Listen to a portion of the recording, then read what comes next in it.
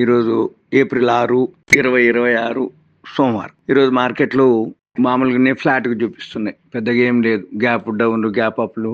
అంటే 23 పాయింట్లు Nifty minus చూపిస్తుంది. కాకపోతే ఏషియన్ మార్కెట్లు కొంచెం ప్లస్ లో ఉన్నాయి. అందుకని 3 రోజుల సెలవుల తర్వాత మళ్ళీ మన మార్కెట్లు అంటే వరల్డ్ మార్కెట్లు good Friday holiday, Saturday Sunday తర్వాత ఇవాళ ఓపెన్ అవుతుంది. అయితే ఈ హర్ముజ్ జల్సంది ట్రంప్ వార్నింగ్ ఇవ్వటం జరిగింది. ఇవాళ తోటి లాస్ట్.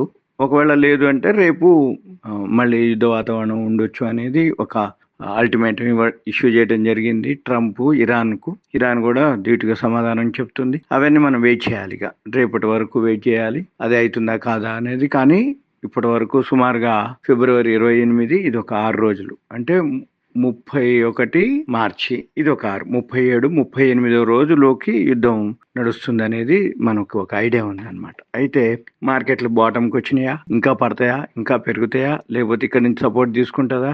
ఇప్పుడు ఈ ఇరాన్ యుద్ధ వాతావరణం ఏదైతే అల్టిమేటం ఉందో ఇవన్నీ పట్టించుకుంటుందా లేదా అనేది లేదు. ఎందుకంటే ఈ బ్రెంట్ ఆయిల్ ఏదైతే ఉందో ఇప్పుడు 1% ప్లస్ లో ఉంది, $110 ట్రేడ్ అవుతుంది. అది బాగా పెరిగితే అప్పుడు మార్కెట్ మీద ఎఫెక్ట్ ఉంటుంది. అది 110, 108 అంటే అక్కడక్కడే ఉంటుంది. అందుకని ఇక మార్కెట్ అలానే ఉంటుంది.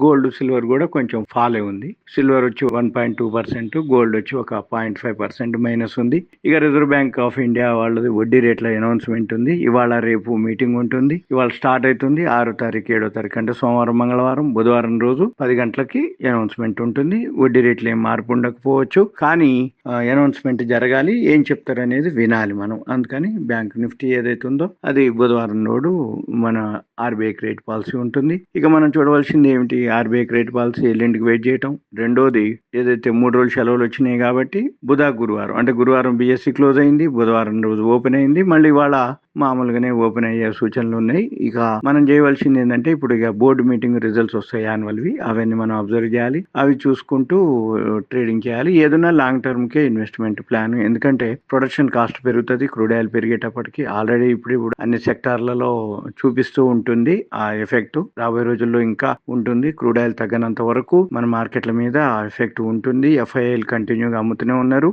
ఇది అన్నమాట.